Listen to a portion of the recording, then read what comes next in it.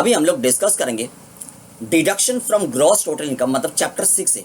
तो chapter 6A का class हम लोग स्टार्ट करेंगे। Deduction to be made in computation of total income, law maker की भाषा में deductions to be made in computation of total income. Total income का कंप्यूटेशन में कौन सा सारा डिडक्शन दिया जाएगा, मतलब ग्रॉस टोटल इनकम से कौन सा सारा डिडक्शन क्लेम करने के बाद टोटल इनकम में हम लोग अराइव करते हैं। स्टार्टिंग से इनकम टैक्स का क्लास जब से स्टार्ट हुआ है, हमने डिडक्शन और एग्जेम्पशन के बीच में फर्क समझने का कोशिश किया कि डिडक्शन और एग्जेम्पशन दोनों के बीच में फर्क क्या होता है। दोनों के बीच में फर्क समझने का कोशिश किया स्टार्टिंग का क्लास से, बट फिर भी बहुत सारे लोग ऐसा है जो बोल नहीं पाएंगे कि डिडक्शन और एग्जेम्पशन के बीच में फर्क क्या होता है। ये आखिरी बार आपके पास अपॉर्चुनिटी है समझने का कि डिडक्शन और एग्जेम्पशन के बीच में फर्क क्या होता है ना। कोई एक पर्टिकुलर रिसिप्ट अगर सेक्शन 2 क्लॉज 24 का दिया हुआ कंडीशंस को सेटिस्फाई करेगा तो पर्टिकुलर रिसिप्ट इनकम बन जाता है।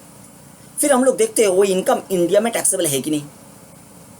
इंडिया में अगर वो इनकम टैक्सेबल होता है तो कौन सा हेड के थ्रू वो टैक्सेबल होता है वो देखना पड़ता है। मतलब सैलरी हो सकता है, हाउस प्रॉपर्टी हो सकता है, पीजीपी हो सकता है, कैपिटल गेन हो सकता है, अदर सोर्सेज हो सकते हैं, और अलग अलग हेड का अलग अलग चार्जिंग सेक्शन होता है। तो particular taxable income in India जो पर्टिकुलर हेड का पर्टिकुलर चार्जिंग सेक्शन का कंडीशंस को सेटिस्फाई करेगा, वो चार्जिंग सेक्शन के थ्रू वो पर्टिकुलर हेड में वो particular taxable income in India chargeable हो जाता है। फिर सारा हेड को हम लोग इकट्ठा करते हैं और करने के बाद ग्रॉस टोटल इनकम कैलकुलेशन होता है। बीच में हम लोग क्लबिंग और सेट ऑफ का प्रोविजन को भी अप्लाई करते हैं, अब जानते हो। तो ग्रॉस टोटल इनकम का कैलकुलेशन हो जाने के बाद ग्रॉस टोटल इनकम से हम लोग डिडक्शन क्लेम करते हैं। तो डिडक्शन और एग्जेम्पशन के बीच में फर्क क्या है। एग्जेम्पशन हमने कहाँ प्रोवाइड किया, डिडक्शन कहाँ प्रोवाइड कर रहा है, एग्जेम्पशन कहाँ प्रोवाइड करते हैं। देखिए, कोई एक पर्टिकुलर रिसिप्ट अगर इनकम है, जरूरी नहीं है वो इनकम टैक्सेबल होगा इन इंडिया में। अगर वो इनकम टैक्सेबल नहीं है इन इंडिया में, मतलब वो एग्जम्प्टेड है। बात समझ में आ रहा है क्या बता रहे हैं। तो एग्जम्प्टेड इनकम का मतलब होता है जब हम लोग ग्रॉस इनकम का कैलकुलेशन करते हैं, चाहे ग्रॉस टोटल इनकम का कैलकुलेशन करें, चाहे कोई एक पर्टिकुलर हेड का ग्रॉस इनकम का कैलकुलेशन करें। मतलब कोई एक पर्टिकुलर हेड का ग्रॉस इनकम, मतलब gross income from salary, gross income from house property, ऐसे। तो चाहे हम लोग कोई एक पर्टिकुलर हेड का ग्रॉस इनकम का कैलकुलेशन करें, चाहे ग्रॉस टोटल इनकम का कैलकुलेशन करें, ग्रॉस इनकम का कैलकुलेशन में जब हम लोग कोई एक पर्टिकुलर इनकम को शामिल नहीं करते, वो होता है एग्जम्प्टेड इनकम। तो एग्जम्प्टेड इनकम कहाँ इंपॉर्टेंस ले रहे समझ में आ रहे। ग्रॉस इनकम का कैलकुलेशन में वो बाहर हो गया, मतलब ग्रॉस इनकम के अंदर ग्रॉस इनकम का जो फिगर है उसके अंदर एग्जम्प्टेड इनकम है ही नहीं, क्योंकि पहले ही वो बाहर हो गया। तो एग्जम्प्टेड इनकम मतलब वो इनकम होता है जो ग्रॉस इनकम का कैलकुलेशन में, चाहे पर्टिकुलर हेड का ग्रॉस इनकम हो जाए, चाहे ग्रॉस टोटल इनकम हो जाए, ग्रॉस इनकम का कैलकुलेशन में वो इनकम शामिल होता ही नहीं, उसको बोलते हैं एग्जम्प्टेड इनकम। तो ग्रॉस इनकम का कैलकुलेशन में हमने उसको बाहर कर दिया, वो होता है एग्जम्प्टेड इनकम। बट जब ग्रॉस इनकम कैलकुलेट कर लेते, चाहे ग्रॉस टोटल इनकम, चाहे कोई एक पर्टिकुलर हेड का ग्रॉस इनकम, फिर वो ग्रॉस इनकम से हम लोग कोई एलिमेंट को अगर लेस करते हैं, वो होता है डिडक्शन। ग्रॉस इनकम से अगर कोई एक पर्टिकुलर एलिमेंट को हम लोग लेस करते हैं, उसको हम लोग बोलते हैं डिडक्शन। मतलब सैलरी हेड के अंडर भी हो सकता है, हाउस प्रॉपर्टी हेड के अंडर भी हो सकता है। कोई भी एक पर्टिकुलर हेड का ग्रॉस इनकम जब हम लोग कैलकुलेट कर लेते, वहां से भी हम लोग डिडक्शन क्लेम करते हैं। साथ साथ जब ग्रॉस टोटल इनकम कैलकुलेट कर लेते, वहां से भी हम लोग डिडक्शन लेस करते हैं। मतलब डिडक्शन का मतलब होता है ग्रॉस इनकम को रिड्यूस करना। ग्रॉस इनकम को रिड्यूस करने के बाद जो बैलेंस शीट फिगर होता है उसको बोलते हैं नेट इनकम। तो ग्रॉस से हम लोग डिडक्शन क्लेम करने के बाद जो फिगर रहते हैं उसको बोलते हैं नेट इनकम। बात समझ में आ गया। तो डिडक्शन हम लोग ग्रॉस इनकम को रिड्यूस करते हैं, डिडक्शन के थ्रू हम लोग ग्रॉस इनकम को रिड्यूस करते हैं। और एग्जेम्पशन का मतलब होता है ग्रॉस इनकम का कैलकुलेशन में वो बाहर होगी, मतलब ग्रॉस के अंदर वो एलिमेंट है ही नहीं। फिर ग्रॉस कैलकुलेशन हो जाने के बाद, चाहे पर्टिकुलर हेड का ग्रॉस इनकम, चाहे ग्रॉस टोटल इनकम, जो भी बोलो, ऐसा केस में भी ग्रॉस इनकम का कैलकुलेशन हो जाने के बाद ग्रॉस से हम लोग अगर कोई फिगर को लेस करते हैं, वो लेस करने का मैटर को हम लोग एलिमेंट को बोलते हैं डिडक्शन। और डिडक्शन करने के बाद जो रिड्यूस्ड ग्रॉस फिगर होता है उसको बोला जाता है नेट इनकम। चाहे कोई एक पर्टिकुलर हेड का नेट इनकम, चाहे नेट टोटल इनकम। बात समझ में आ रहा है। देखो डिडक्शन के बारे में हम लिख रहे हैं, आपको याद हो जाएगा सारा चीज। डिडक्शंस को हम बेसिकली दो पार्ट में डिवाइड करेंगे। आइए कौन सा दो पार्ट देखते हैं।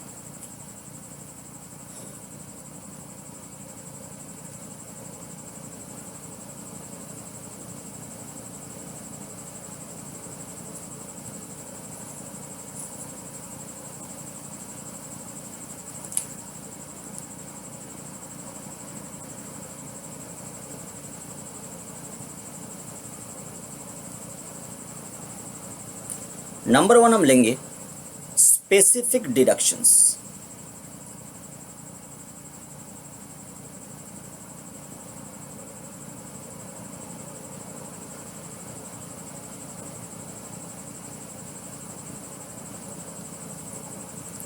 जिसको हेड वाइज डिडक्शन भी बोला जाता है।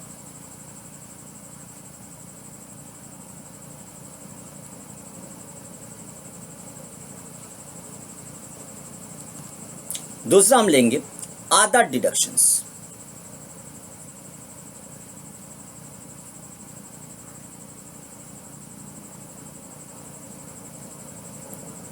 जिसको कॉमन डिडक्शन भी बोला जाता है।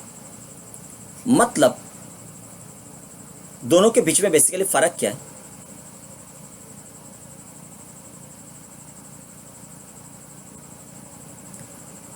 स्पेसिफिक डिडक्शन का मतलब होता है ऐसा डिडक्शन जो स्पेसिफिक हेड का ग्रॉस इनकम से आप लोग अवेल करते हो।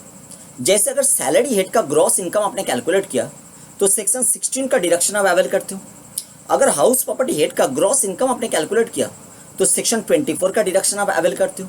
ऐसे ही पीजीबीपी का ग्रॉस इनकम से आप लोग सेक्शन 30 से सेक्शन नंबर 37 सबसेक्शन 1 का डिडक्शन अवेल करते हो। कैपिटल गेन का अगर आपने ग्रॉस इनकम कैलकुलेट किया तो आप लोग डिडक्शन अवेल करते हो under section 54 and it's series. ऐसे अदर सोर्स का अगर आपने ग्रॉस इनकम कैलकुलेट किया तो आपने डिडक्शन अवेल करते हो सेक्शन नंबर 57 का। बात क्लियर हुआ?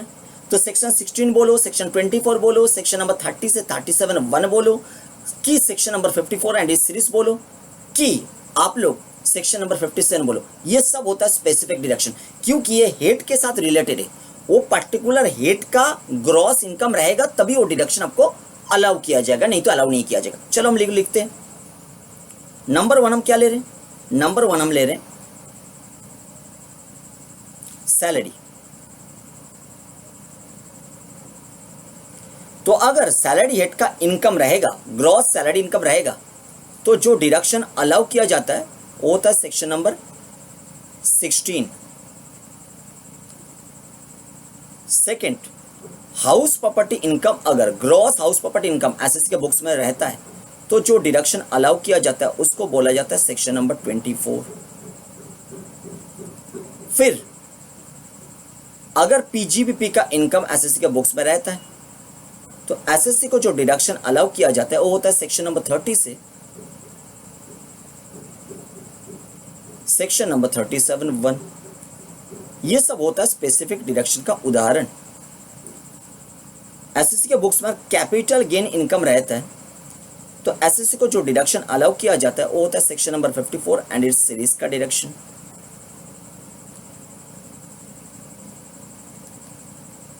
फिर 5 नंबर में income from other sources. SSC के बुक्स में अगर इनकम फ्रॉम अदर सोर्सेस का ग्रॉस इनकम रहेगा तो एसएससी को जो डिडक्शन अलाउ किया जाता है उसको बोला जाता है स्पेसिफिक डिडक्शन सेक्शन 57 के थ्रू। तो ये सारा स्पेसिफिक डिडक्शन का उदाहरण। अदर डिडक्शन को फिर से हम दो पार्ट में डिवाइड करेंगे। देखिए कौन से दो पार्ट?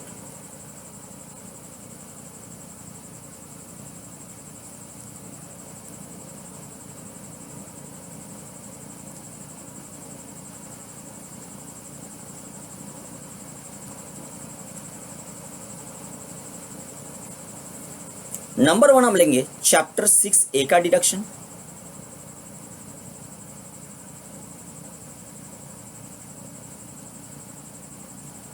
और नंबर 2 लेंगे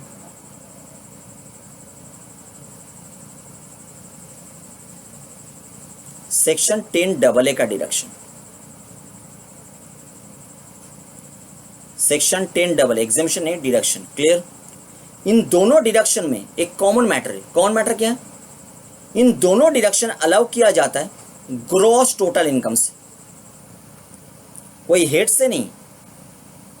ग्रॉस टोटल इनकम से ये डिडक्शन को अलाउ किया जाता है। जैसे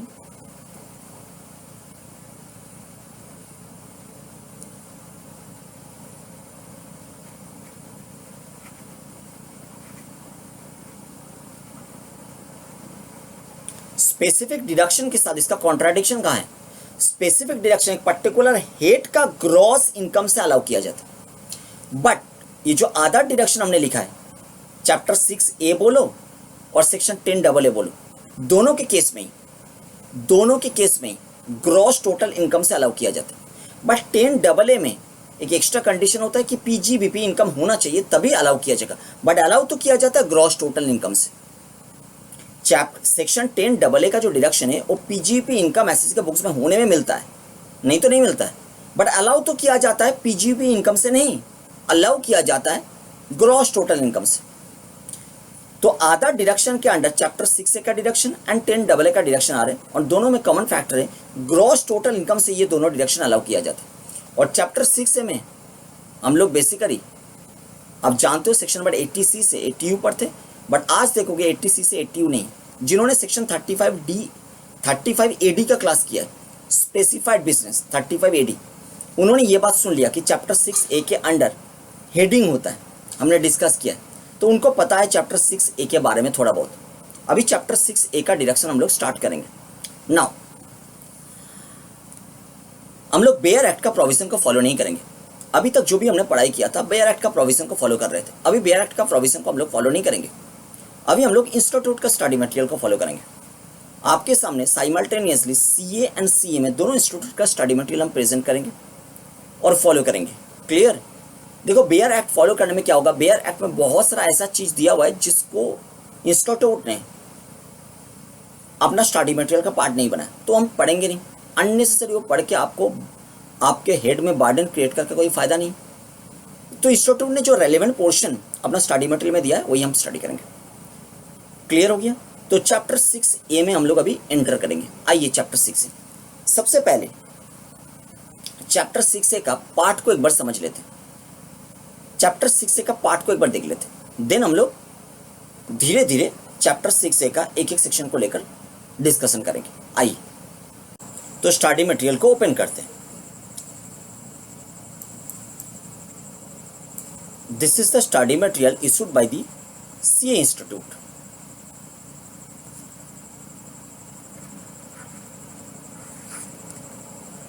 And this is the study material issued by the CM Institute.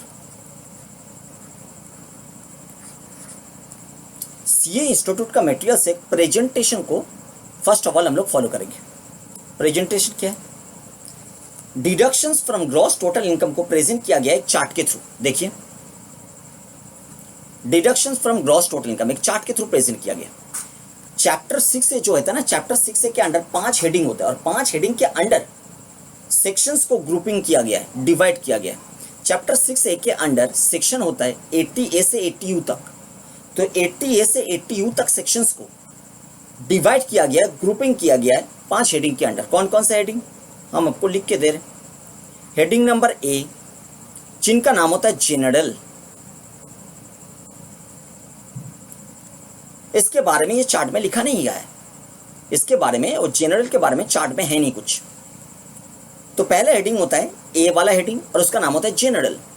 General के under basically section number 80A होता है, 80AA होता है, हम आपको लिख के दे रहे हैं। इसके अंडर आता है सेक्शन नंबर 80A,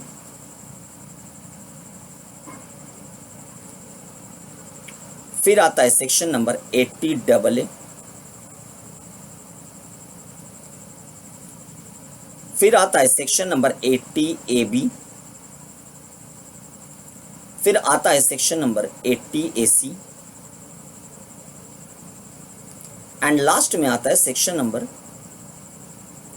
80B। बात समझ में आया? 80A से 80B ये होता है जनरल। तो जनरल वाला हेडिंग के अंडर 80A से 80B वाला सेक्शंस ग्रुपिंग हुआ है। फिर नेक्स्ट जो हेडिंग होता है बी वाला हेडिंग, बी वाला हेडिंग का नाम होता है this one, deduction in respect of certain payments. यहां से एक्चुअल में डिडक्शन स्टार्ट हो रहा है। कि कुछ पेमेंट्स के रेस्पेक्ट में एसएससी को डिडक्शन अलाउ किया जाएगा फ्रॉम ग्रॉस टोटल इनकम, और उसके अंडर सेक्शंस का ग्रुपिंग होता है 80C से 80GGC तक। देखिए 80C से 80GGC तक कुछ पेमेंट्स के रेस्पेक्ट में डिडक्शन अलाउ किया जाएगा। और उसके बाद सी वाला हेडिंग होता है। सी वाला हेडिंग के अंडर बेसिकली 80AA से 80RRB तक होता है। इंस्टीट्यूट ने अपना सिलेबस का हिसाब से यहाँ पे 3 सेक्शन को दिया है, 80JJAA, 80RRB, 80QQB। बेसिकली ये सी वाला ग्रुपिंग के अंडर 80AA से 80RRB तक सेक्शंस का ग्रुपिंग होता है।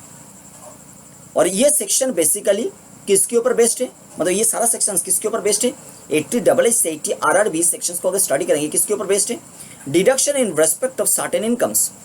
तो कुछ इनकम अर्न करने में एसएससी को डिडक्शन अलाउ किया जा रहा है। बी वाला हेडिंग में आपने देखा था कुछ पेमेंट के रेस्पेक्ट में एसएससी को डिडक्शन अलाउ किया जा रहा था फ्रॉम ग्रॉस टोटल इनकम।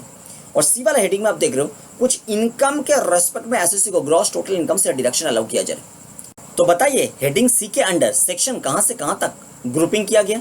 अब बताओगे सर सेक्शंस तो ग्रुपिंग किया गया है सेक्शन नंबर 80HH से HH to 80RRB, but institute ने अपना सिलेबस का हिसाब से 3 सेक्शन को प्रेजेंट किया। क्लियर, 80HH से 80RRB, और सबका फिलोसफी है वो ये कि सर्टेन इनकम के रेस्पेक्ट में डिडक्शन अलाउ किया जा रहा है फ्रॉम ग्रॉस टोटल इनकम। तो हमने 3 हेडिंग देख लिया। पहला हेडिंग था जनरल, ए वाला हेडिंग, जिसके अंडर बेसिकली आ रहे थे section number 80A, 80AA, 80AB, 80AC and 80B। 80B के बारे में आपको पता है, 80B सबसेक्शन 5 जो होता है ग्रॉस टोटल इनकम को डिफाइन करता है। स्टार्टिंग का क्लास में आपने देखा था। 80B के अंदर एक ही सबसेक्शन आज के डेट में एग्जिस्ट करता है, 80B सबसेक्शन 5। और 80B सबसेक्शन 5 जो होता है वो बताता है ग्रॉस टोटल इनकम का डेफिनेशन। मतलब 80B बेसिकली आज के दिन में अगर बोलोगे तो ग्रॉस टोटल इनकम को डिफाइन करते हैं। तो 8 बेसिकली जनरल के अंडर कितना सेक्शन होता है, 5 सेक्शन। कौन कौन सा 5 सेक्शन, चैप्टर 6A का ग्रुपिंग देख रहे हैं। चैप्टर 6A के अंडर पहला हेडिंग आ रहा है जनरल वाला हेडिंग ए, और ए के अंडर आ रहे 80A, 80AA, 80AB, 80AC and 80B। 80B आप जानते थे, वो मैंने बता दिया। तो ये हो गया जनरल वाला हेडिंग, मतलब ए वाला हेडिंग। फिर आता है बी वाला हेडिंग, और बी वाला हेडिंग बताता है क्या, कुछ पेमेंट के रेस्पेक्ट में एसएससी को डिडक्शन अलाउ किया जाएगा फ्रॉम ग्रॉस टोटल इनकम। और इसके अंडर सेक्शंस का ग्रुपिंग होता है कहां से कहां तक, 80C से 80GGC तक। फिर आता है सी वाला हेडिंग। सी वाला हेडिंग क्या होता है, deductions in respect of certain incomes, और जिसके अंडर बेसिकली फॉल करता है सेक्शन नंबर 80HH से 80RRB। बात क्लियर। नेक्स्ट हेडिंग आता है CA, और CA बता रहे deduction in respect of other income. इसके अंडर 2 सेक्शन है, 80TTA, 80TTB। फिर जो हेडिंग आता है उसको बोला जाता है डी वाला हेडिंग, अदर डिडक्शंस। और अदर डिडक्शन के अंदर केवल एक ही सेक्शन होता है, 80U। तो बताइए चैप्टर 6A के अंडर सेक्शन कहां से कहां तक होता है। आप बोलोगे सर 80A से 80U। आप जानते थे 80C से 80U, हाँ 80C से 80U डिडक्शंस का एक्चुअल सेक्शन है। बट चैप्टर 6 से 80C से स्टार्ट नहीं हो रहा है, चैप्टर 6A स्टार्ट हो रहा है 80A से एंड जाके एंड हो रहा है 80U तक। उसमें डिडक्शन एक्चुअल में प्रोवाइड किया जाता है थ्रू सेक्शन नंबर 80C से 80U। इसलिए आप जानते थे 80C से 80U। बट चैप्टर 6A का सेक्शन स्टार्ट तो होता है 80A से। तो 80A से 80U को हमने डिवाइड किया 5 हेडिंग में। नंबर 1 हेडिंग जो आता है उसको बोला जाता है जनरल, ए वाला हेडिंग जनरल। ए वाला हेडिंग को बोला जाता है जनरल, और उसके अंडर 5 सेक्शंस आता है, 80A, 80AA, 80AB, 80AC and 80B। फिर जो हेडिंग आता है वो होता है बी हेडिंग, और बी हेडिंग का मतलब होता है deduction in respect of certain payments. कौन कौन सा पेमेंट्स के रेस्पेक्ट में डिडक्शन अलाउ किया जाता है उसके बारे में लिखा हुआ है बी वाला हेडिंग में, और इसके लिए सेक्शन होता है 80C से 80GGC तक। नेक्स्ट आता है सी वाला हेडिंग। सी वाला हेडिंग बताता है deduction in respect of certain incomes, और यहाँ सेक्शंस होता है सेक्शन नंबर 80AA से सेक्शन नंबर 80RRB तक। नेक्स्ट आता है CA वाला हेडिंग जो होता है deduction in respect of other income, और जिसके अंडर बेसिकली सेक्शन होता है 2, ATTTA एंड ATTTB, और लास्ट में होता है डी वाला हेडिंग जिसके अंदर होता है अदर डिडक्शंस। ये वो अदर डिडक्शंस नहीं है जो आपने पीजीबीपी हेड के अंडर सेक्शन नंबर 36 स्टडी किया था, वो वाला नहीं, बात याद रखना है। क्लियर ना? तो डी वाला हेडिंग के अंडर दो केवल एक ही सेक्शन फॉलो कर रहे हैं, वो सेक्शन का नंबर है ATU। बात क्लियर है? अभी हम लोग स्टार्ट करेंगे जनरल से, जनरल का कुछ प्रोविजन को हम लोग स्टडी करेंगे और फिर हम लोग आ जाएंगे मेन डिडक्शंस का सेक्शन में, और धीरे धीरे हम लोग मोडस ऑपरेंडी को सीखने का कोशिश करेंगे कि डिडक्शंस को कैसे प्रोवाइड किया जाता है। आइए, तो हम लोग कुछ पहले बेसिक रूल्स दिया गया, वो बेसिक रूल्स को एक बार स्टडी कर लेते हैं। From gross total income being aggregate of income under 5 heads, assessee can claim several deductions as specified in chapter 6A on fulfillment of prescribed conditions as laid down in the respective section. After allowing these deductions, total income of the assessee is arrived and tax is charged on it at the prescribed rates. तो chapter 6A का deduction avail करने के बाद SSC के पास जो income रहता है उसको बोलते हैं टोटल इनकम, उसी के ऊपर टैक्स हम लोग इंपोज करते हैं। बेसिक कुछ रूल्स दिया गया, मतलब वो जनरल वाला जो सेक्शन है वहां से उठा के कुछ बेसिक रूल्स इंस्टीट्यूट ने यहाँ पे स्पेसिफाई किया। कौन सा बेसिक रूल देख लीजिए। नंबर 1 बताया जा रहा है डिडक्शंस नॉट अवेलेबल फ्रॉम, मतलब चैप्टर 6A का डिडक्शन कौन कौन सा इनकम के अगेंस्ट में दिया नहीं जाएगा। तो ग्रॉस टोटल इनकम के अंडर अगर वो सारा इनकम रहेगा, वो सारा इनकम को छोड़ के बाकी ग्रॉस टोटल इनकम से डिडक्शन अवेल कर सकते। तो ऐसा कौन कौन सा इनकम है जिसके रेस्पेक्ट में डिडक्शन अलाउ नहीं किया जाता है चैप्टर 6A का, मतलब ग्रॉस टोटल इनकम के अंडर अगर वो सारा इनकम रहेगा, वो सारा इनकम को हटाने के बाद जो ग्रॉस टोटल इनकम रहता है वहां से डिडक्शन अलाउ किया जाएगा। बात क्लियर है? तो आपके माइंड में जरूर क्वेश्चन अराइज किया कि वो कौन सा सारा इनकम है जिसके रेस्पेक्ट में चैप्टर 6A का डिडक्शन अलाउ नहीं किया जाता है। बेसिकली वो सारा इनकम का नेचर होता है स्पेशल इनकम। आप जानते हो इनकम को दो टाइप में डिवाइड किया जाता है, एक होता है स्पेशल इनकम, दूसरा होता है नॉर्मल इनकम। तो स्पेशल नेचर का जो इनकम होता है वो इनकम से चैप्टर 6A का डिडक्शन अलाउ नहीं किया जाता। इसके बारे में हमने ऑलरेडी एक क्लास कंडक्ट किया था, वो क्लास को एक बार रिवाइज करेंगे, फिर नेक्स्ट हम लोग आ जाएंगे जो पढ़ाई कर रहे थे उसमें। क्लियर? ये income from salary special income है कि नॉर्मल इनकम है? आप लोग बताओ, income from salary special income है कि नॉर्मल इनकम है? स्पेशल इनकम का मतलब क्या होता है? स्पेशल इनकम का मतलब होता है ऐसा इनकम जिसके लिए इनकम टैक्स एक्ट का कोई भी सेक्शन ने टैक्स रेट को प्रेस्क्राइब करते हैं, वो होता है स्पेशल इनकम। सैलरी इनकम के लिए इनकम टैक्स एक्ट का कोई भी सेक्शन ने टैक्स रेट प्रेस्क्राइब नहीं किया, इसलिए सैलरी इनकम स्पेशल इनकम हो ही नहीं सकते। तो मतलब वो अगर स्पेशल नहीं है तो वो नॉर्मल है ऑब्वियसली।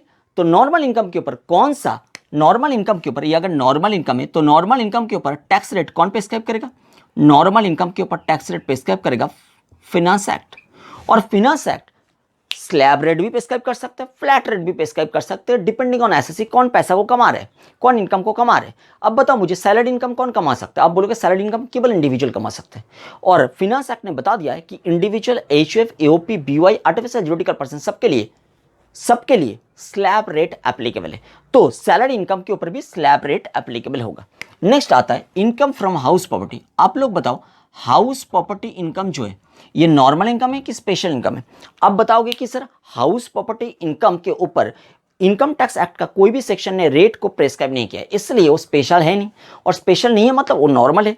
और अगर हाउस प्रॉपर्टी नॉर्मल इनकम है तो नॉर्मल इनकम के ऊपर टैक्स रेट कौन प्रेस्क्राइब करेगा? आप बोलोगे सर नॉर्मल इनकम के ऊपर टैक्स रेट प्रेस्क्राइब करेगा फिनांस एक्ट। और फिनांस एक्ट कौन सा रेट को प्रेस्क्राइब करता है? फिनांस एक्ट रेट प्रेस्क्राइब करता है फ्लैट भी, स्लैब भी, डिपेंडिंग अपॉन कौन सा एसएससी का इनकम है। तो बताओ हाउस प्रॉपर्टी कौन सा एसएससी कमा सकते हैं? कोई भी एसएससी। अगर individual, HUF, AOP, BOI, artificial ज्यूडिकल person कमा रहे तो क्या होगा? तो होगा स्लैब रेट। बट अगर कंपनी, फार्म ये लोग कमा रहे तो क्या होगा? Flat rate. क्लियर हो गया? Now PGBP income. आप लोग बताओ पीजीबीपी का जो इनकम है वो नॉर्मल है कि स्पेशल है?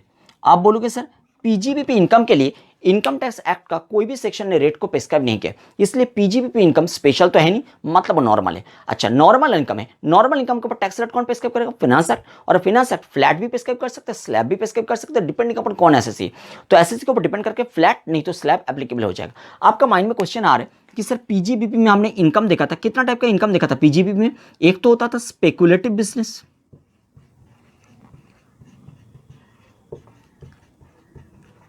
एक होता था स्पेकुलेटिव बिजनेस, एक होता था स्पेसिफाइड बिजनेस,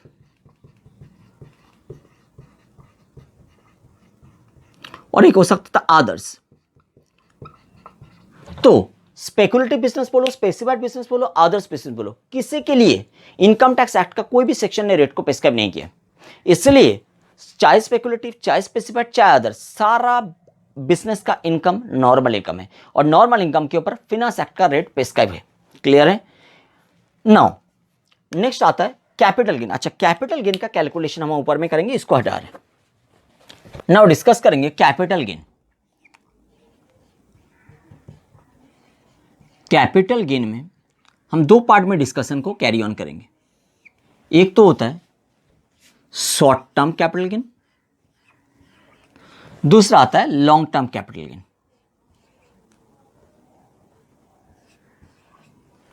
अच्छा, पहले लॉन्ग टर्म कैपिटल गेन को ले रहे हैं।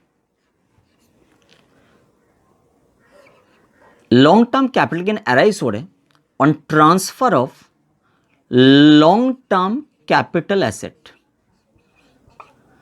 Long term capital asset, long term capital asset, कौन सा लॉन्ग टर्म कैपिटल एसेट ले रहे एक एक करके।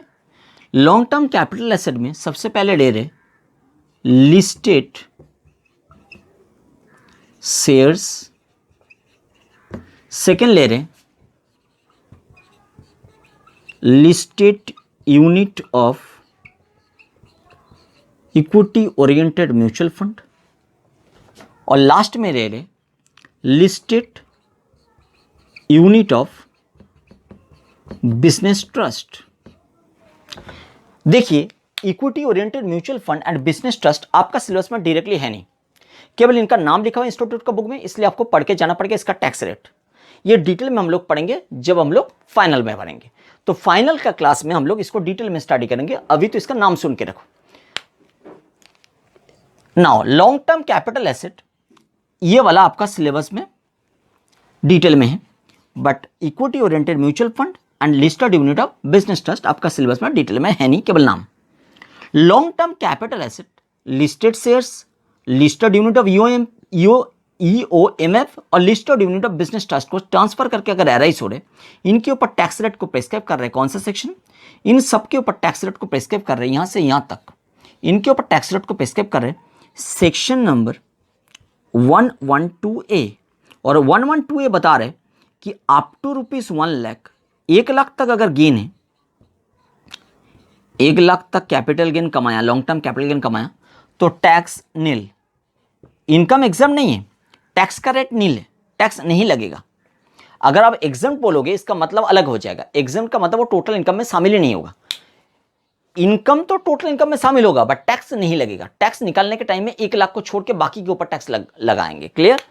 तो up to 1 lakh nil, above 1 lakh, above ₹1 lakh 10%। तो 1 लाख के ऊपर 10% रेट पे टैक्स लगेगा। ये नंबर 1 हो गया लॉन्ग टर्म के लिए। शॉर्ट टर्म के लिए नंबर 1 लिख रहे हैं, सेम लिखेंगे short term capital asset.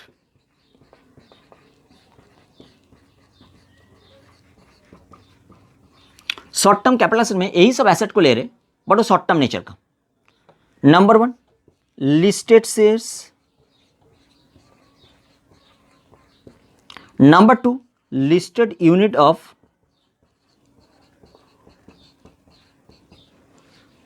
Equity oriented mutual fund, number 3 listed unit of business trust. Clear है? ये सब ट्रांसफर करके अगर आपको कैपिटल गेन अराइज हो रहे, इनके ऊपर टैक्स लगाएंगे सेक्शन, इन सब को ट्रांसफर करके अगर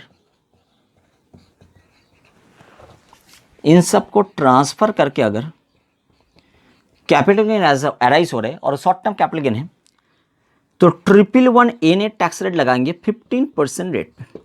तो यहां रेट है 15, यहां रेट है 10, बट 1 लाख के ऊपर के लिए 10 है, 1 लाख तक तो नील है।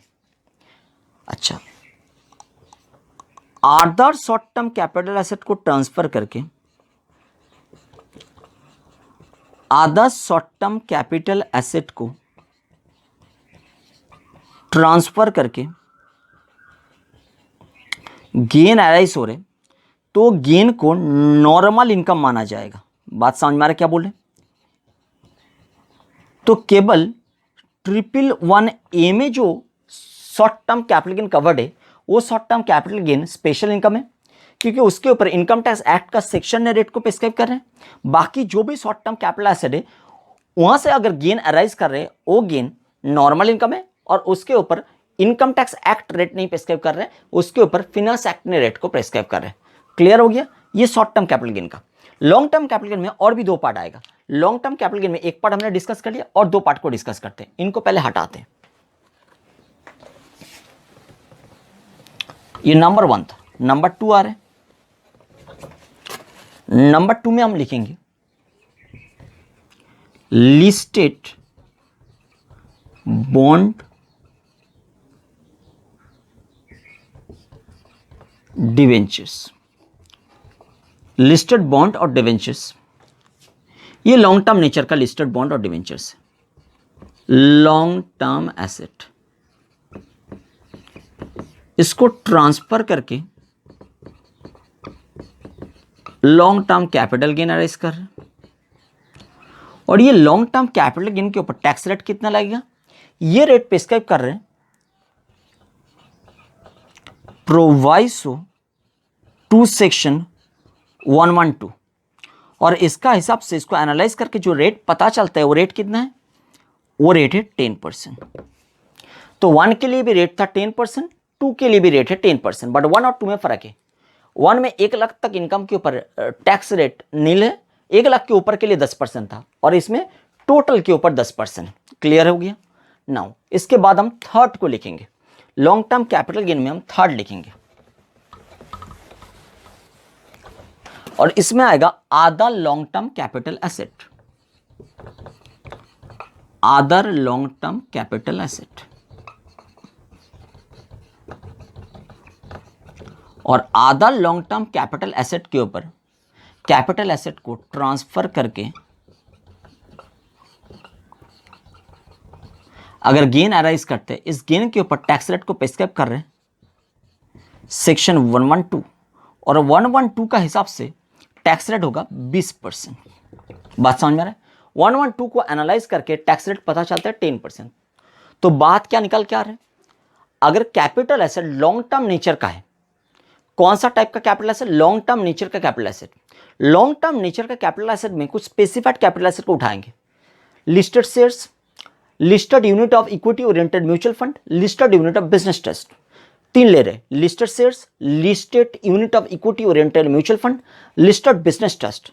ये सब लॉन्ग टर्म नेचर का कैपिटल एसेट को ट्रांसफर करके अगर गेन अराइज कर रहे हैं, इस गेन के ऊपर टैक्स रेट को प्रिस्क्राइब कर रहे हैं 112A, और 112A बता रहे 1 लाख तक इनकम के ऊपर टैक्स रेट नील है, 1 लाख के ऊपर जो भी इनकम है उसके ऊपर 10% टैक्स रेट है। इसका मतलब अगर आप 5 लाख इनकम कमोगे, पूरा 5 लाख आपका टोटल इनकम का पार्ट बनेगा, और जब टैक्स हम कैलकुलेट करेंगे तो 1 लाख को हटा देंगे, बाकी 4 लाख के ऊपर टैक्स रेट कैलकुलेट करेंगे, बट टोटल इनकम में तो 5 लाख ही शामिल होगा। ये बात क्लियर है? अगर listed shares, unit of equity oriented mutual fund, unit of business trust, listed shares, listed unit of equity oriented mutual fund, listed business trust, ये शॉर्ट टर्म नेचर का है और इसको ट्रांसफर करके गेन अराइज करते हैं, इसके ऊपर टैक्स रेट को प्रिस्क्राइब कर रहे हैं 111A। शॉर्ट टर्म नेचर का listed share, listed unit of equity oriented mutual fund, listed business trust, listed unit of business trust, इसको ट्रांसफर करके जो short term capital gain arrays करेगा, शॉर्ट टर्म कैपिटल गेन के ऊपर tax rate prescribe कर रहे 111A, और 111A बता रहे कि 15% रेट पे टैक्स लगेगा। ये भी स्पेशल इनकम है। तो listed shares, listed unit of equity oriented mutual fund, listed unit of business trust, चाहे वो लॉन्ग टर्म चाहे वो शॉर्ट टर्म, वहां से जो भी गेन अरेज करे ट्रांसफर करके, चाहे लॉन्ग टर्म कैपिटल गेन चाहे शॉर्ट टर्म कैपिटल गेन, दोनों ही क्या है? स्पेशल इनकम है। लॉन्ग टर्म कैपिटल गेन के लिए टैक्स रेट प्रिस्क्राइब कर रहे 111A, और शॉर्ट टर्म कैपिटल गेन के लिए टैक्स रेट प्रिस्क्राइब कर रहे 111A। क्लियर? ये हो गया listed shares, listed unit of equity oriented mutual fund and listed business unit of business trust को लेकर बात। नेक्स्ट आ रहे long term capital asset. Next long term capital asset उठा रहे listed bond, listed debenture. Listed bond और listed debenture ऐसा type का capital asset को ट्रांसफर करके जो long term capital gain arise करते हैं, इसके ऊपर टैक्स रेट को प्रेस्क्राइब करें 112 का प्रोवाइसो। और 112 का सेक्शन 112 का जो प्रोवाइसो बता रहे, उसको एनालाइज करके पता चलता है कि टैक्स का रेट है 10%। बात समझ में आ रहा है? ये डायरेक्टली 10% वहां पे लिखा नहीं, इसको एनालाइज करके हम बता रहे हैं 10%। क्लियर है? कैपिटल गेन चैप्टर में इसको एनालाइज करना होता है। अभी तो टैक्स रेट पढ़ रहे हैं तो इसमें एनालाइज नहीं करेंगे, सीधा 10%। रट्टा मारना जैसा बात है। यहाँ पे कैपिटल गेन में एनालाइज करना होता है कि कैसे 10% निकल के आया है। हम बता रहे हैं 10%, बट वहां पे डायरेक्टली 10% नहीं लिखा है, तो कैसे हम 10% बता रहे हैं वो एनालाइज तो कैपिटल गेन चैप्टर में करेंगे। अभी तो टैक्स रेट चल रहा है, यहाँ पे एनालाइज करने का सिचुएशन ही है नहीं, तो यहाँ पे हम सीधा बोलेंगे 10%। Next, other long term capital asset, उसको ट्रांसफर करके अगर गेन अरेस्ट कर रहे हैं, उसके ऊपर टैक्स रेट कौन बताएगा? 112 बताएगा। और 112 क्या बता रहे हैं? 20%। क्लियर हो गया? और शॉर्ट टर्म कैपिटल एसेट में listed share, listed unit of equity oriented mutual fund, listed unit of business trust, इन तीन को छोड़ के अगर दूसरा कोई भी शॉर्ट टर्म कैपिटल एसेट है और उसको ट्रांसफर करके गेन अरेस्ट करें, वो गेन को हम नॉर्मल इनकम मानेंगे और उसके ऊपर फिनांस एक्ट का हिसाब से रेट चलेगा। बात समझ रहे हैं? तो लॉन्ग टर्म कैपिटल गेन में बेसिकली 5 आ रहे हैं, सॉरी टोटल कैपिटल गेन में 5 आ रहे हैं, 5 इनकम आ रहे हैं। टोटल कैपिटल गेन में 5 इनकम आ रहे हैं। लॉन्ग टर्म के लिए 3 इनकम आ रहे हैं, शॉर्ट टर्म के लिए 2 इनकम आ रहे हैं। टोटल कैपिटल गेन में 5 इनकम आ रहे हैं, लॉन्ग टर्म के लिए 3 इनकम आ रहे हैं, रेट का हिसाब से 5 आ रहे हैं। रेट के अकॉर्डिंग 5 इनकम आ रहे हैं। लॉन्ग टर्म के लिए 3 इनकम आ रहे हैं और शॉर्ट टर्म के लिए 2 इनकम आ रहे हैं। लॉन्ग टर्म के लिए जो 3 इनकम आ रहे हैं वो कौन कौन सा 3 इनकम है?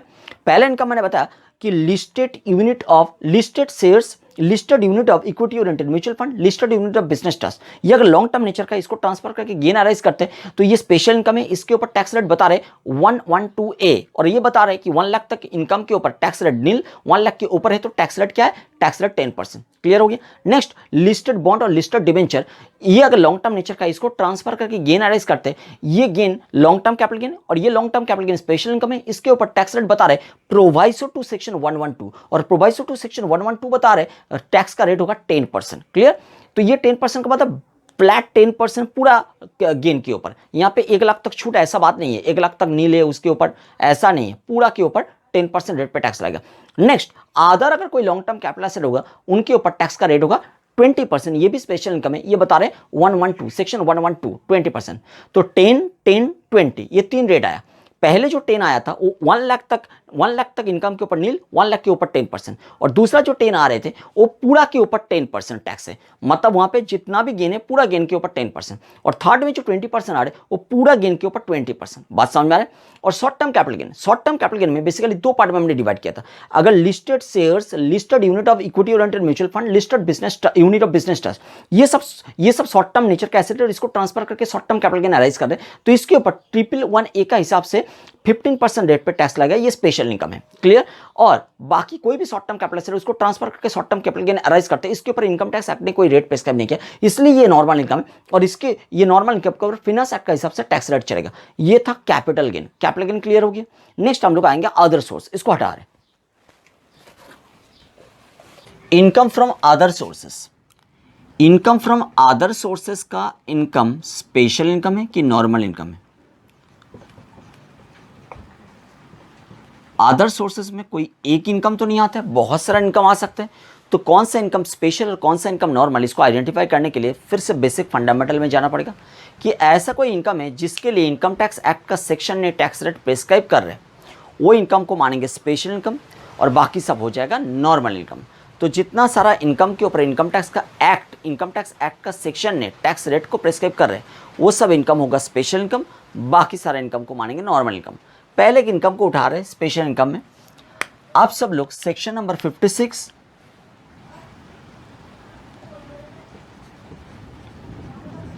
टू 1 जानते हो। 56 टू 1 में कौन सा इनकम आता है?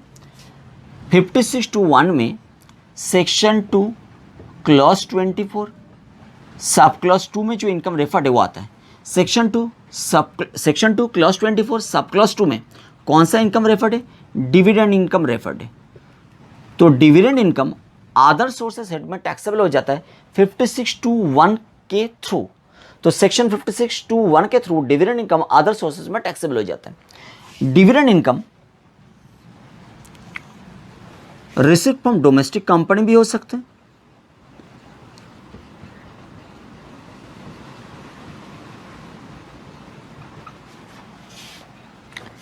और रिसीव फ्रॉम फॉरेन कंपनी भी हो सकता है।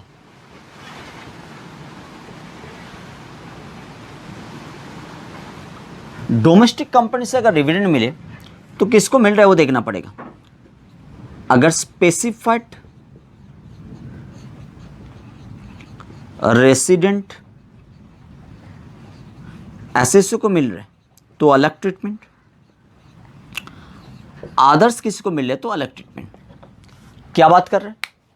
अगर डोमेस्टिक कंपनी से मिलने वाला डिविडेंड स्पेसिफाइड रेसिडेंट एसएससी के हाथ में आ रहा है तो 10 लाख तक इनकम एग्जम्प्ट है सेक्शन 10 क्लॉज 34 में, और एक्सेस अमाउंट टैक्सेबल है 56(1) के थ्रू अदर सोर्सेस हेड में, और 10 लाख से जो ऊपर वाला अमाउंट है एक्सेस अमाउंट है वो 56(1) के थ्रू अदर सोर्सेज में टैक्सेबल हो जाएगा। और उसके लिए इनकम टैक्स एक्ट का सेक्शन ने रेट को प्रेस्क्राइब कर रहे हैं बाई सेक्शन 115 BBDA, और 115 BBDA ने रेट बता रहे 10%। तो स्पेसिफाइड रेसिडेंट एसएससी को अगर डिविडेंड मिले डोमेस्टिक कंपनी से तो 10 लाख तक इनकम सेक्शन 10 क्लॉज 34 में एग्जम्प्ट है, और एक्सेस अमाउंट टैक्सेबल है 56(1) के थ्रू, और उसके लिए टैक्स रेट है 115 BBDA के अनुसार 10%। तो इसलिए डोमेस्टिक कंपनी से मिलने वाला डिविडेंड स्पेसिफाइड रेसिडेंट एसएससी के लिए 10 लाख से एक्सेस अमाउंट स्पेशल इनकम माना जाएगा। बात समझ में आ रहा है?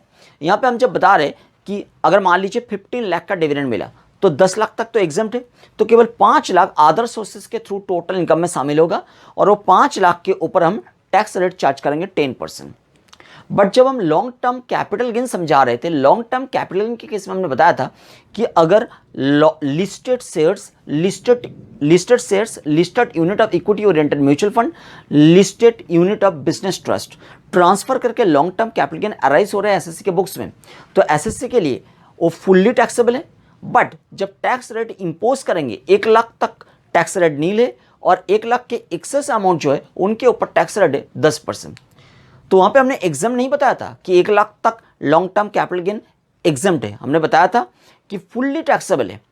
Listed share, listed unit of equity oriented mutual fund, listed unit of business trust transfer करके अगर लॉन्ग टर्म गेन गैराइज करेगा तो पूरा के पूरा गेन टैक्सेबल है, मतलब पूरा अमाउंट टोटल इनकम में शामिल होगा।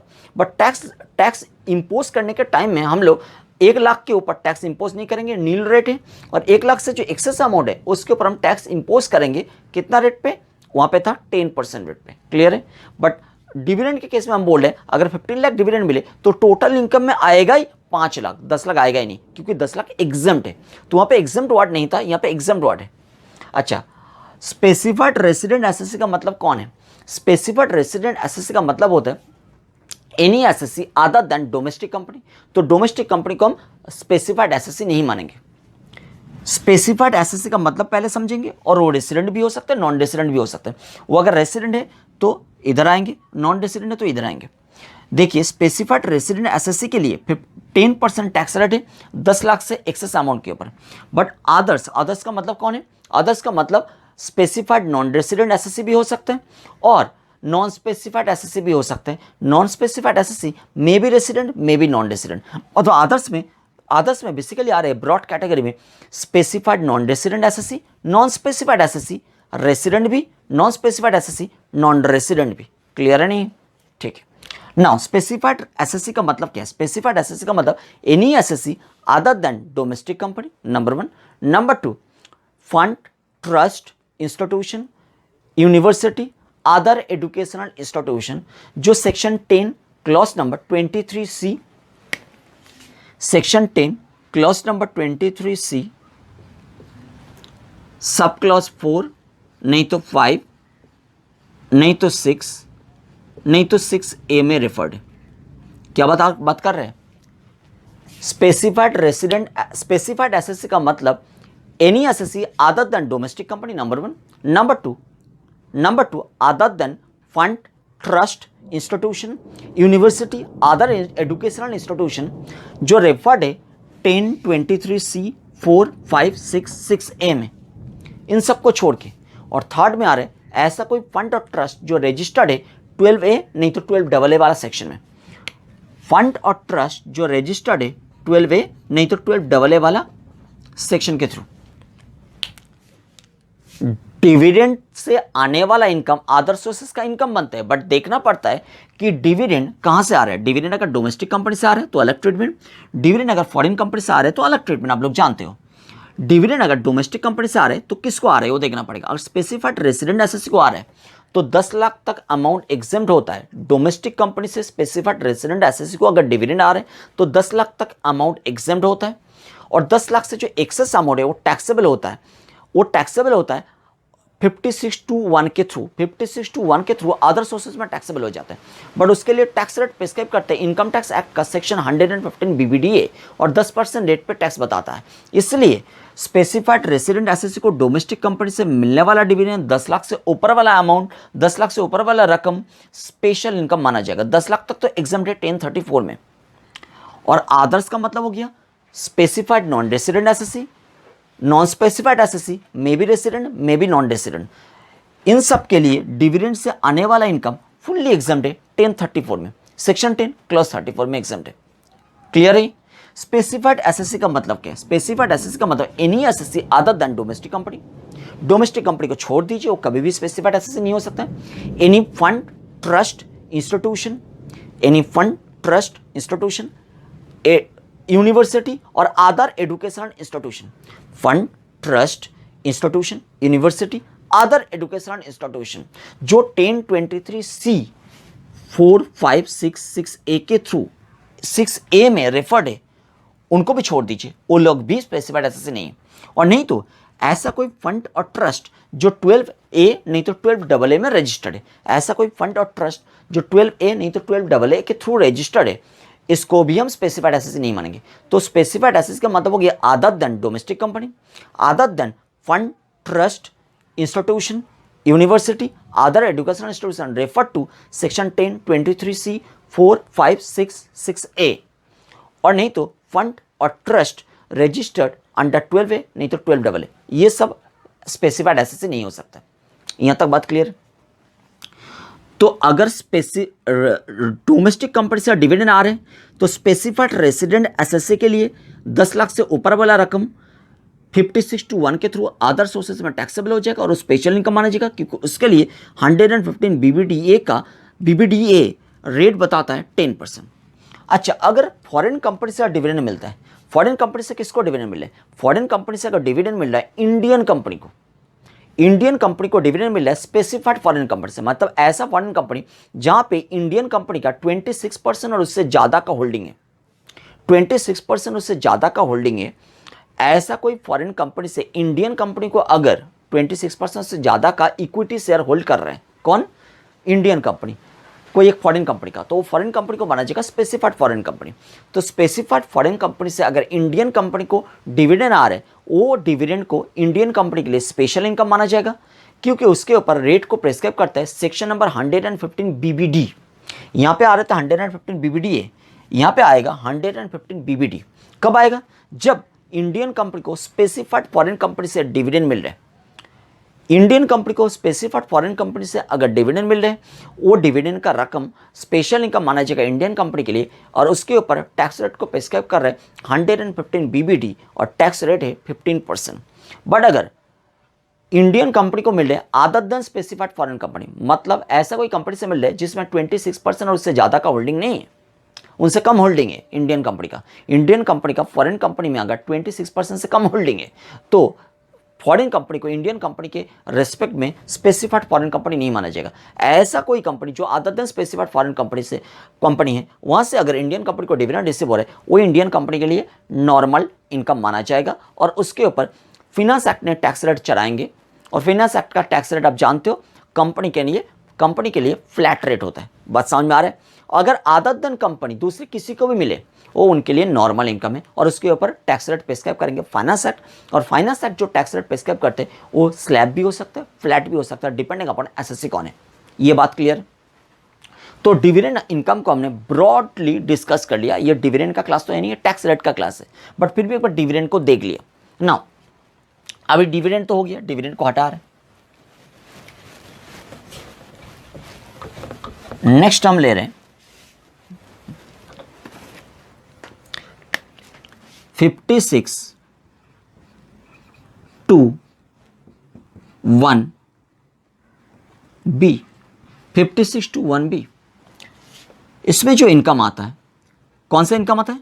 जो इनकम रेफर्ड है सेक्शन 2 क्लॉज 24 सब क्लॉज 9 में। सेक्शन 2 क्लॉज 24 सब क्लॉज 9 में जो इनकम रेफर्ड है वो 56(1)(b के थ्रू अदर सोर्सेज में टैक्सेबल हो जाता है। 56(1)(b के थ्रू अदर सोर्सेज में टैक्सेबल हो जाता है। तो 224(9) में कौन सा इनकम रेफर्ड है? 224(9) में जो इनकम रेफर्ड है वो आप जानते हो, winning from lottery, crossword puzzles, races including horse races, card games और एनी अदर गेम और बेटिंग, गैम्बलिंग, ये सब इनकम क्या बता रहे हैं? Winning from lottery, crossword puzzles, winning from lottery, crossword puzzles, races including horse races, card games और any other game, any sort of other game, betting, gambling of any nature whatsoever, वो सब income casual income माना जाते हैं और वो 56(1)(b के through other sources में टैक्सेबल हो जाता है। और उनके लिए इनकम टैक्स एक्ट का सेक्शन नंबर 115BB ने टैक्स रेट प्रेस्क्राइब करता है 30%। इसलिए winning from lottery, crossword puzzles, races, card games और एनी अदर गेम और betting, gambling of any kind whatsoever, वो सारा इनकम स्पेशल इनकम माना जाएगा। बात क्लियर है यहां तक? तो कैजुअल इनकम स्पेशल इनकम माना जाएगा 56(1)(b के थ्रू जो इनकम अदर सोर्सेज में आता है। नेक्स्ट एक आएंगे, जो इनकम रेफर्ड है सेक्शन नंबर 68, जिसको इनकम मान लिया गया section number 68, 69, 69A, 69B, 69C, 69D, जिनको आप जानते हो ब्लैक मनी। तो ब्लैक मनी का इनकम भी अदर सोर्सेज में टैक्सेबल होता है। ब्लैक मनी का इनकम अदर सोर्सेज में टैक्सेबल हो जाता है और ब्लैक मनी का इनकम अदर सोर्सेज में टैक्सेबल होता है। ब्लैक मनी का इनकम स्पेशल इनकम है, मतलब ब्लैक मनी अगर डिस्कवर होगा उसको इनकम बना दिया जाएगा 68, 69, 69A, 69B, 69C, 69D के थ्रू और वो इनकम टैक्सेबल किया जाएगा अदर सोर्सेज के थ्रू।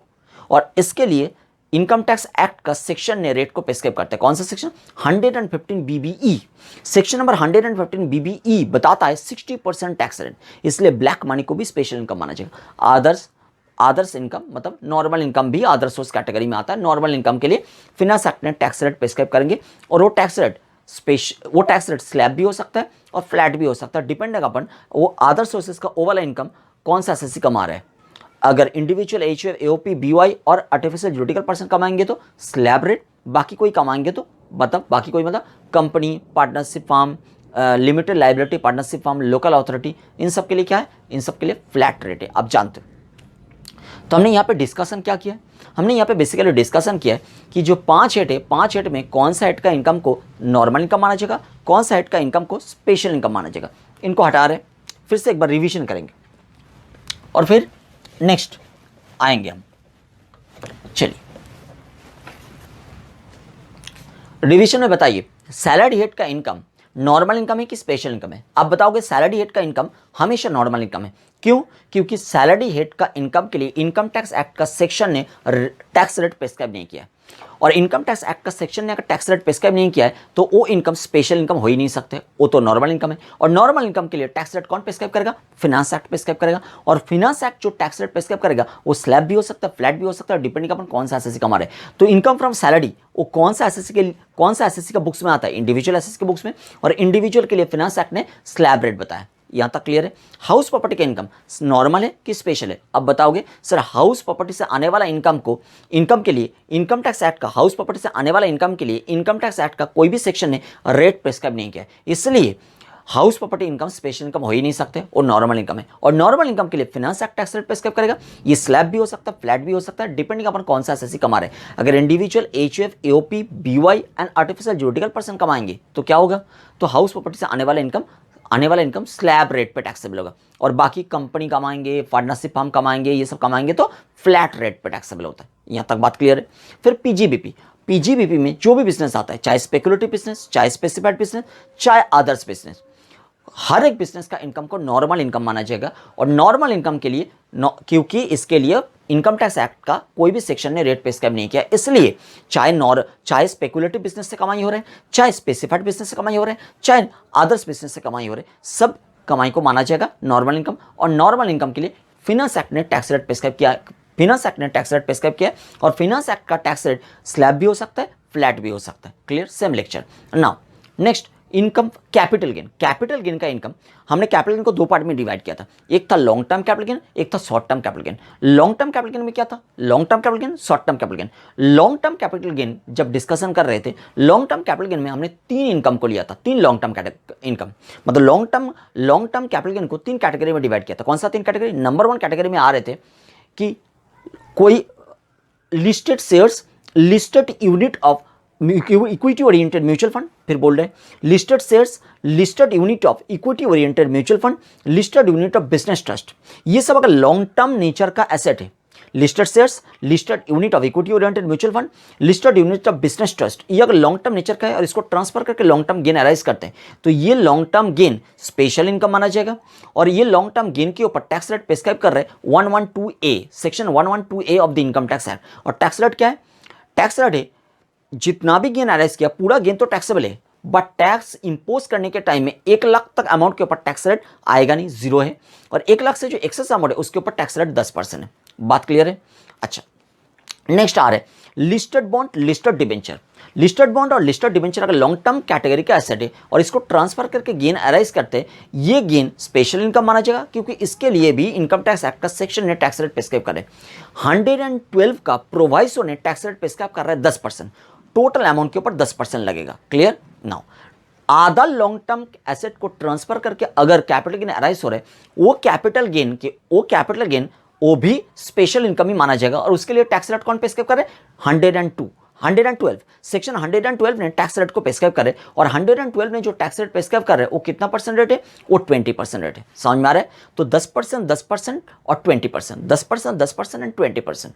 नेक्स्ट हम बताएंगे, next short term capital assets. अगर listed shares, listed unit of equity oriented mutual fund, listed unit of business trust, ये शॉर्ट टर्म कैटेगरी का एसेट है और इसको ट्रांसफर करके short term capital gain arise करते हैं, ये short term capital gain special income माना जाएगा। और इसके लिए टैक्स रेट प्रिस्क्राइब कर रहे 111A, section 111A of income tax act. और टैक्स रेट कितना है, 15%। बात क्लियर है यहाँ तक? अदर कोई भी शॉर्ट टर्म नेचर का कैपिटल एसेट को ट्रांसफर करके short term capital gain arise करता है, ये शॉर्ट टर्म कैपिटल गेन तो नॉर्मल इनकम माना जाएगा कोई भी एसएससी के लिए। और इसके लिए फिनांस एक्ट ने टैक्स रेट बताएंगे, स्लैब भी हो सकता है, फ्लैट भी हो सकता है। ये था कैपिटल गेन। अदर सोर्सेज में बहुत सारे इनकम आते हैं, हमने कुछ इनकम को सिलेक्ट किया था आपका सिलेबस के अनुसार। जैसे डिविडेंड इनकम देखना पड़ेगा, डिविडेंड इनकम कहाँ से आ रहा है, डोमेस्टिक कंपनी से कि फॉरेन कंपनी से। अगर डोमेस्टिक कंपनी से डिविडेंड आ रहे हैं तो किसको आ रहा है, अगर स्पेसिफाइड रेसिडेंट एसएससी को डोमेस्टिक कंपनी से डिविडेंड रिसीव हो रहे हैं तो 10 लाख तक अमाउंट एग्जेम्प्ट होता है 1034 में। 10 लाख से जो एक्सेस अमाउंट है वो एक्सेस अमाउंट टैक्सेबल हो जाता है 56(1) के थ्रू अदर सोर्सेस हेड में। क्लियर? और वो स्पेशल इनकम माना जाएगा क्योंकि उसके लिए टैक्स रेट प्रिस्क्राइब कर रहे हैं 115 BBDA of income tax act. और टैक्स रेट कितना है, 10% टैक्स रेट। क्लियर है? अदर्स किसी को अगर डोमेस्टिक कंपनी से डिविडेंड रिसीव हो रहा है, अदर्स मतलब स्पेसिफाइड नॉन रेसिडेंट एसएससी भी हो सकता है, नॉन स्पेसिफाइड एसएससी रेसिडेंट भी हो सकता है, नॉन रेसिडेंट भी हो सकता है। इन सब के लिए सेक्शन 10 क्लॉज 34 में एग्जेम्प्ट हो जाता है डिविडेंड डोमेस्टिक कंपनी से मिलने वाला। क्लियर? स्पेसिफाइड एसएससी का मतलब क्या था, स्पेसिफाइड एसएससी का मतलब any assessee other than domestic company, fund, trust, institution, university, other educational institution जो 1023C का 4566A में रेफर्ड है। नहीं तो फंड और ट्रस्ट जो 12A और 12AA of the income tax act के थ्रू रजिस्टर्ड हुआ है, और इन सबको नहीं माना जाएगा स्पेसिफाइड एसएससी। ये जो 3 कैटेगरी मैंने बताया, ये 3 कैटेगरी को छोड़ के बाकी जो भी एसएससी है वो सब स्पेसिफाइड एसएससी है। तो डोमेस्टिक कंपनी से मिलने वाला डिविडेंड हमने डिस्कस कर लिया। फॉरेन कंपनी से अगर डिविडेंड आ रहे, फॉरेन कंपनी से डिविडेंड किसको आ रहा है, अगर इंडियन कंपनी को स्पेसिफाइड फॉरेन कंपनी से डिविडेंड आ रहा है। स्पेसिफाइड फॉरेन कंपनी मतलब ऐसा फॉरेन कंपनी जिस फॉरेन कंपनी में इंडियन कंपनी का 26% से ज़्यादा इक्विटी शेयर का होल्डिंग है, nominal value of equity share hold करता है। तो स्पेसिफाइड फॉरेन कंपनी से अगर इंडियन कंपनी को डिविडेंड रिसीव हो रहा है, ये इंडियन कंपनी के लिए स्पेशल इनकम माना जाएगा। और इसके लिए टैक्स रेट प्रिस्क्राइब कर रहे 115 BBD of the income tax act, tax rate है 15%। बट अगर इंडियन कंपनी को डिविडेंड रिसीव हो रहा है फॉरेन कंपनी से, बट स्पेसिफाइड फॉरेन कंपनी से नहीं, other than specified foreign company से अगर इंडियन कंपनी को डिविडेंड रिसीव हो रहा है, ये डिविडेंड का अमाउंट नॉर्मल इनकम माना जाएगा इंडियन कंपनी के लिए। और अगर फॉरेन कंपनी से इंडियन कंपनी को छोड़ के बाकी कोई भी एसएससी को फॉरेन कंपनी से डिविडेंड रिसीव हो रहे, वो भी नॉर्मल इनकम माना जाएगा। और नॉर्मल इनकम के लिए इनकम टैक्स एक्ट तो रेट प्रिस्क्राइब नहीं करेंगे, फिनांस एक्ट रेट प्रिस्क्राइब करेंगे। और फिनांस एक्ट स्लैब रेट भी प्रिस्क्राइब कर सकते हैं, फ्लैट रेट भी प्रिस्क्राइब कर सकते हैं, डिपेंडिंग अपन कौन सा एसएससी है। बात समझ में आ रहा है? ये था स्पेशल इनकम के बारे में डिस्कशन। नाउ अभी स्पेशल इनकम के बारे में एक बहुत इंपॉर्टेंट डिस्कशन करेंगे। स्पेशल इनकम कौन कौन सा आया था, एक बार स्पेशल इनकम को नोट डाउन करते हैं। स्पेशल इनकम को एक बार नोट डाउन करते हैं। स्पेशल इनकम कौन कौन सा था? Number 1 special income, special income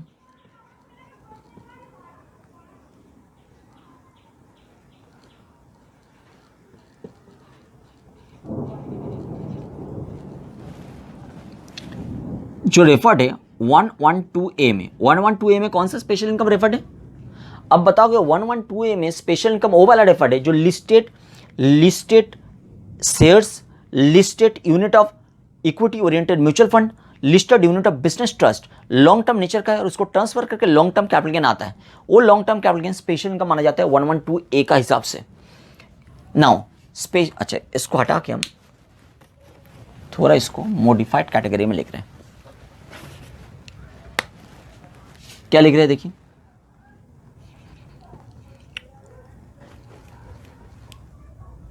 long term capital gain, long term capital gain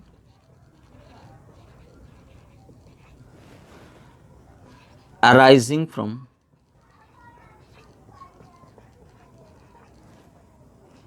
transfer of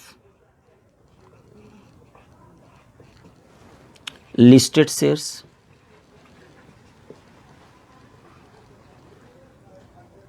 और नहीं तो यूनिट ऑफ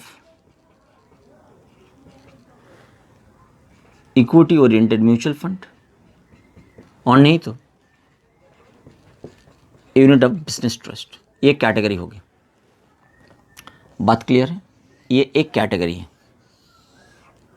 स्पेशल इनकम का। स्पेशल इनकम का second category long term capital asset,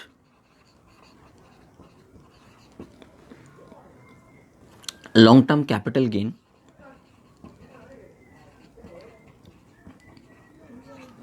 arising from transfer of listed bond oblique debentures, ये category होगी। Second category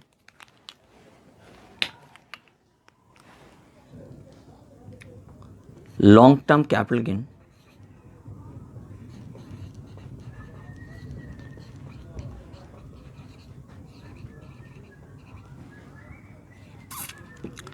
arising from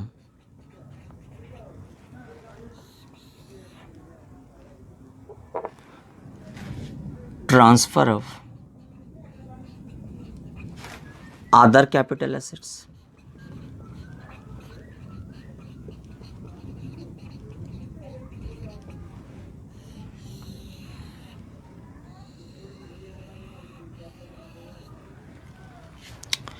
ये long term capital gain का 3 special income है। Long term capital gain हमेशा ही special income है। इनके ऊपर तो 10% 112 का हिसाब से, 112A का हिसाब से 10% 112A का हिसाब से, इनके ऊपर भी 10% बट प्रोवाइसो टू सेक्शन 112 के अनुसार, और इनके ऊपर 20% सेक्शन 112 के अनुसार। फिर ले रहे short term capital gain. Short term capital gain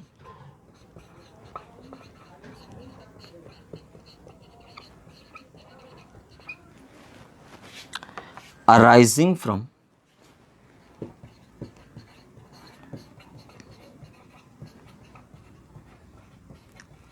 transfer of listed shares,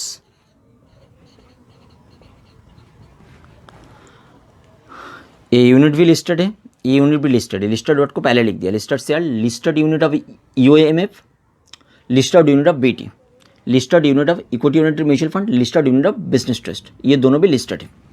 अच्छा, तो यहाँ पे हम लिख रहे हैं यूनिट ऑफ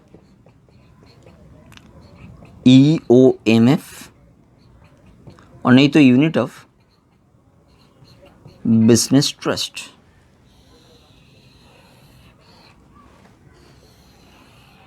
ये short term capital gain category का स्पेशल इनकम है। तो ये 4 कैपिटल गेन का स्पेशल इनकम है। आप जानते हो कैपिटल गेन में ये 4 स्पेशल इनकम होता है। कैपिटल गेन में बाकी सारा नॉर्मल इनकम है। लॉन्ग टर्म कैटेगरी में कोई लॉन्ग टर्म कैटेगरी में कोई नॉर्मल इनकम है ही नहीं। बट शॉर्ट टर्म कैटेगरी में इनको छोड़ के बाकी सारा short term capital gain normal income माना जाता है। इनके लिए रेट को प्रिस्क्राइब कर रहे हैं 111A और रेट है 15%। आप जानते हो ना। इनको छोड़ के बाकी कौन सा स्पेशल इनकम है? अदर सोर्सेस वाला। अदर सोर्सेस में कौन सा आ रहा है? डिविडेंड इनकम आ रहे थे। और डिविडेंड इनकम के लिए 2 सेक्शन हमने बताया। 115 BBDB हो सकता है जो फॉरेन कंपनी से मिलने वाला डिविडेंड के लिए बता रहे हैं, और 115 BBDA भी हो सकता है जो डोमेस्टिक कंपनी से मिलने वाला डिविडेंड के लिए बात कर रहे हैं। यहाँ पे रेट है 15%, यहाँ पे रेट है 10%। ग्रेट। कैजुअल इनकम, लॉटरी वगैरह का जो इनकम है, कैजुअल इनकम को भी स्पेशल इनकम माना गया है। और इनके लिए इनकम टैक्स एक्ट का जो सेक्शन टैक्स रेट को प्रिस्क्राइब कर रहा है वो है सेक्शन नंबर 115 BB। और टैक्स रेट कितना है? 30%। ब्लैक मनी, ब्लैक मनी का मतलब जिसको इनकम मान लिया गया है, section 68, 69, 69A, 69B, 69C, 69D के थ्रू। और ब्लैक मनी के लिए टैक्स रेट को प्रिस्क्राइब कौन कर रहा है? ब्लैक मनी के लिए टैक्स रेट को प्रिस्क्राइब कर रहे हैं सेक्शन 115 BBE और टैक्स रेट है 60%। क्लियर है? तो हमने यहाँ पे स्पेशल इनकम का लिस्ट बनाया। कैपिटल गेन के लिए 4 स्पेशल इनकम देख रहे हैं। पहला 3 तो लॉन्ग टर्म कैपिटल गेन के लिए और 4th वाला शॉर्ट टर्म कैपिटल गेन के लिए। और यहाँ पे जितना भी लिखा है वो सब अदर सोर्सेस वाला स्पेशल इनकम है। नाउ ये सब स्पेशल इनकम के लिए कुछ कॉमन बात बताएंगे। ये सारा स्पेशल इनकम जो है इनके लिए कॉमन बात बता रहे हैं। ये स्पेशल इनकम से आप चैप्टर 6A का डिडक्शन क्लेम नहीं कर सकते। आप चैप्टर 6A का डिडक्शन कहां से क्लेम करते हो? GTI से। तो GTI मान लीजिए, ग्रॉस टोटल इनकम मान लो, ग्रॉस टोटल इनकम मान लीजिए 10 लाख है। और 10 लाख में इसमें नॉर्मल इनकम भी है, इसमें स्पेशल इनकम भी है, क्योंकि GTI के अंदर अलग अलग हेड का इनकम इंक्लूडेड है। सैलरी इनकम तो हमेशा क्या होता है? नॉर्मल। हाउस प्रॉपर्टी इनकम हमेशा क्या होता है? नॉर्मल। PGP इनकम हमेशा क्या होता है? नॉर्मल भी हो सकता है। अदर सोर्सेज का इनकम हमेशा नॉर्मल नहीं होता है, स्पेशल भी हो सकता है। तो यहाँ पे नॉर्मल भी है, स्पेशल भी है। हम आपको बता दे रहे इसमें कितना नॉर्मल है कितना स्पेशल है। मानो इसमें 8.5 लाख 8.5 लाख स्पेशल इनकम है और इसमें 1.5 लाख नॉर्मल इनकम है। क्लियर है यहां तक? चैप्टर 6A का डिडक्शन अगर क्लेम करोगे, less deduction under chapter 6A, मानो कि चैप्टर 6A का डिडक्शन जो है आप अवेल कर सकते हो। आप अवेल कर सकते हो 3 लाख का डिडक्शन। चैप्टर 6A के अंदर आपको 3 लाख का डिडक्शन आ रहा है। तो अब यहाँ पे लेस करने के बाद आंसर क्या बताओगे कि 10 - 3 7 लाख? ऐसा नहीं है। चैप्टर 6A का डिडक्शन स्पेशल इनकम से मिलता नहीं। तो जो स्पेशल इनकम का लिस्ट हमने बनाया, आपको एग्जाम में ध्यान देना पड़ेगा। स्पेशल इनकम से चैप्टर 6A का डिडक्शन कभी भी नहीं मिलता है। तो चैप्टर 6A का डिडक्शन केवल नॉर्मल इनकम से ही मिलता है। और आपका नॉर्मल इनकम कितना है? आपका नॉर्मल इनकम है 1.5 लाख और आपका डिडक्शन का अमाउंट कितना है? 3 लाख। तो 3 लाख का डिडक्शन तो आप क्लेम नहीं कर पाओगे 1.5 लाख के अगेंस्ट में, तो केवल 1.5 लाख की आप क्लेम कर पाओगे। मतलब 1.5 लाख से ही 1.5 लाख लेस हो जाएगा। बाकी 1.5 लाख चैप्टर 6A का अमाउंट अनएग्जॉस्टेड रह गया है। क्लियर?